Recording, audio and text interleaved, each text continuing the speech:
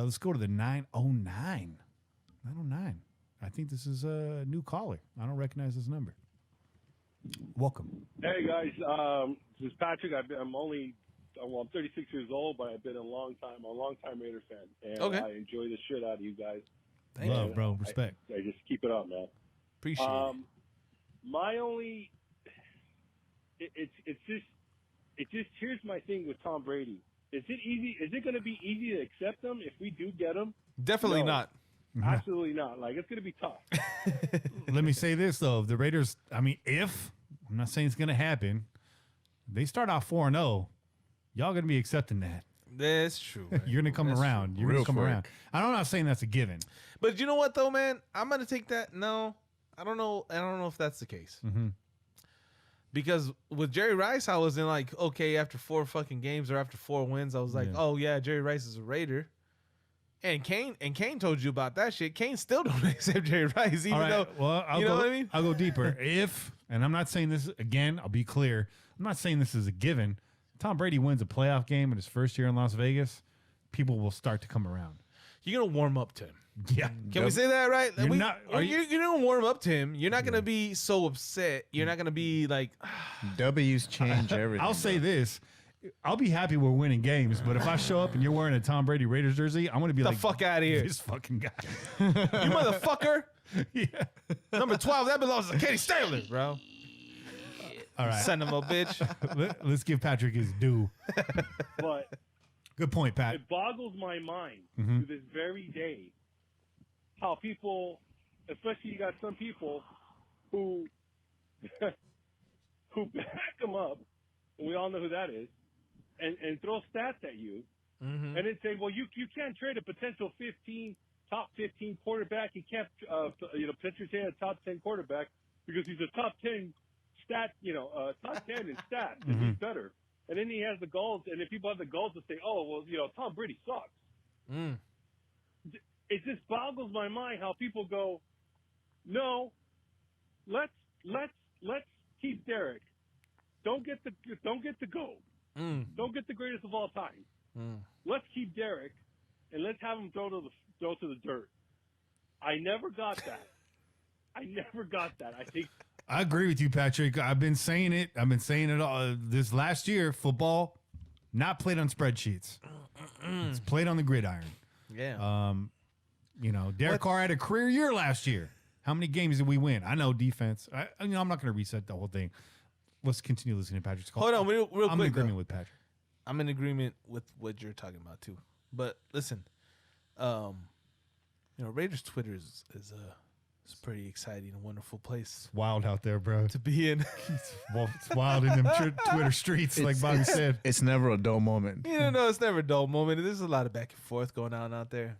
But not that long ago, while all this back and forth chatter was going on, and people were, the Carr haters were throwing the Tom Brady at the Carr lovers, and the Carr lovers were like, yo, Carr had better numbers than Brady. Stats.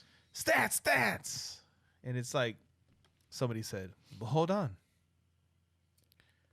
So Tom Brady's worst year was pretty much comparable to Derek Carr's best year, and you're arguing that we should keep Derek Carr. Yeah.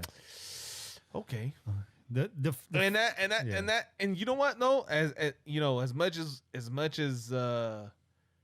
we wouldn't want to admit that. Yeah. As Raider fans, you look at it and you say, damn.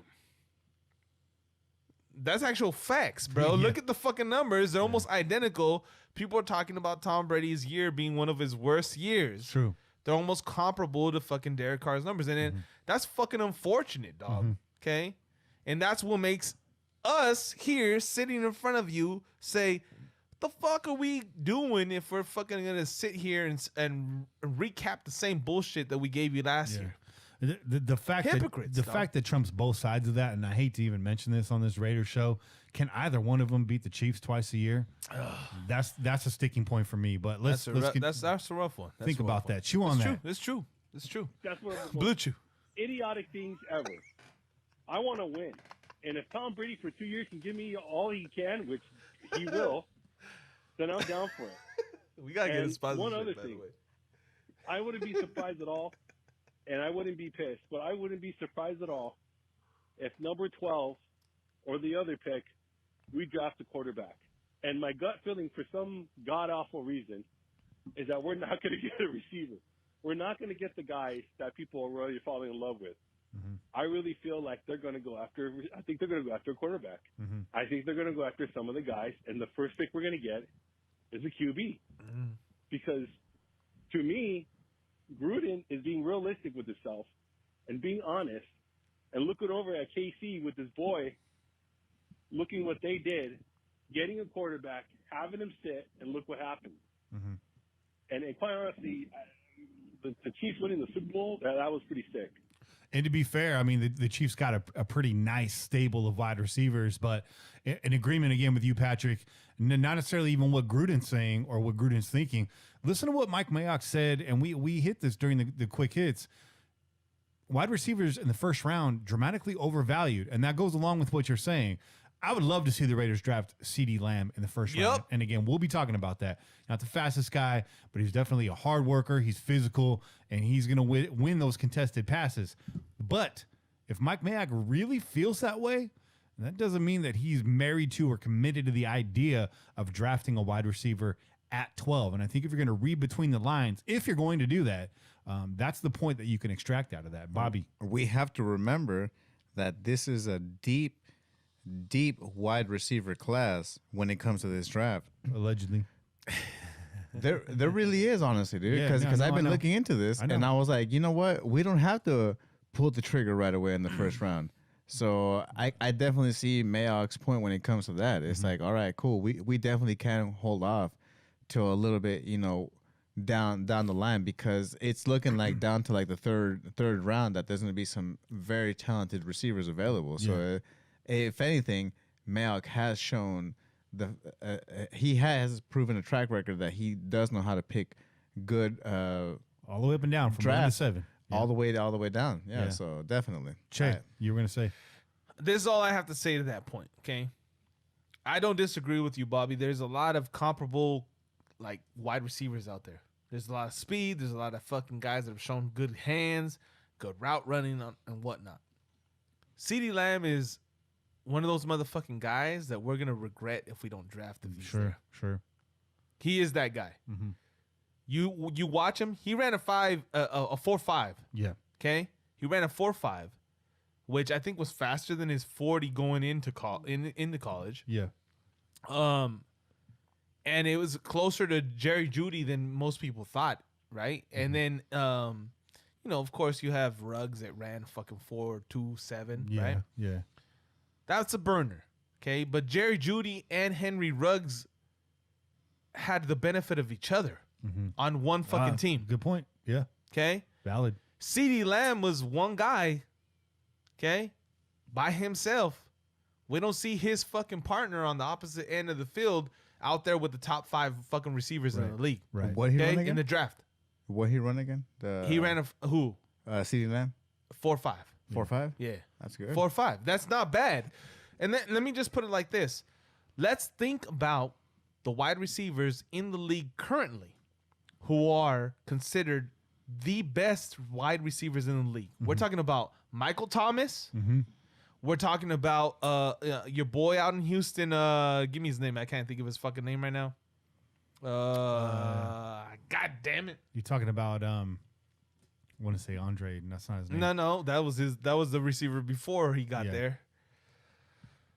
DeAndre Hopkins, man. Yeah. How can I not remember that guy? Because he's not on my team. That's why. Yeah. But he's largely considered the number 1 receiver in the league by a lot of people. Okay, both those guys ran under 4.4s, bro. They ran. Michael Thomas, I think, ran a 4.6. I want to say DeAndre Hopkins ran a 4.6. Yeah. Okay. And here you got CeeDee Lamb running a 4.5, and people are fucking like, oh, but he didn't run a fucking 4.27. Listen, this motherfucker runs routes. He gets off right from the get. He's got motherfuckers guessing, and he's able to change direction quickly. And most importantly, this guy high points the ball like no other receiver I've ever seen. coming out of the fucking draft. This guy high points the ball so this guy has amazing attributes and ability to get up and get the ball at its highest point. This guy's gonna fucking win in one-on-one coverage anytime he has it. Yeah. You add a CeeDee Lamb to a fucking Darren Waller and a Josh Jacobs and a Renfro in the cut. and a Hunter Renfro in the slot. Bro, that's it. Yeah, I know. That's the fucking recipe. I'm way more fascinated with the wide receiver speed coming out the cut than I am straight line speed. And a lot of these guys salivating over these speedsters are the same ones that'll complain about drafting guys just based on physical talent alone. But you're trying to project a 40 time into what you're going to see on the field. And Mike Mayock told you at the podium this weekend, that's not how it happens. So this, by the way, let's get back to this. This is a really good call, Patrick. If you haven't noticed, it's the third time we stopped to discuss, and that's because of you, man. So let's shout out, Patrick. Let's hear how he finishes this. Great points, man. Huge. That was disgusting. So he knows what he's going to do. I'm with Gruden. I always have been. I've trusted him. He's the last coach I actually trusted, and I actually believed him. And when he came back, I still believed in him. And for all you Carr fans out there, it's not personal. It's not personal, but boy, man, when I don't see the fire, when I don't see the fire in him, and he does that shrug like, oh gee Willikers, sorry coach, Golly, that doesn't do it for me. Nope. And personally, I think he's already checked out. Yeah, so that's the end of the call. I don't know if he got cut off or that's where he wanted to end it, but it's a good place to end. Yeah, and here's my thing on Carr. I like the guy. I think he's shown the flashes one more time. I'll say it again. I like the fire Carr has when his back is up against the wall. I'd like to see that in the middle of a football game. I'd like to see that in the second and the third quarter of a football game, when you get outside the scripted play and before you get into a precarious situation. That's what I want to see on Carr. I want to see that fire on every single down. Not when your back's against the wall. Listen, let me add to that. Because a lot of times we see that fucking fire when the game's out of reach. And that's bullshit, Carr. That's wasted energy, bro. I don't give a fuck what you're doing when the game is so far out of reach that we can't fucking win it no more. Okay? Oh, that's fucking grand, bro. You went out there, you still had energy, you were still trying to fucking put up points on the board, and you added another touchdown or two when you fucking still were going to lose the game and you knew you were going to lose the game. Yeah. That's bullshit, bro. I don't want to see that. I want to see that second quarter when the fucking team is pulling away from you and you say, fuck you. You're not going to pull away from us. Bring it back. Bring that shit right back. Yeah. I'm about to fucking light you up and we're going to score a touchdown. That's the kind of fire I want to see. Mm-hmm. I don't want to see some bullshit points at the end of the game. You think you're doing something. Those motherfuckers already stopped playing. I believe those are called trash minutes at that There point. you go. Yeah. There you go. Yeah. Empty stats. I want that, man. I want to. I'm tired of these 3, 4 and outs, 5 and outs. Yeah. After the halftime. Yep. Tired of that shit. So that call got downloaded. Just going in the archive.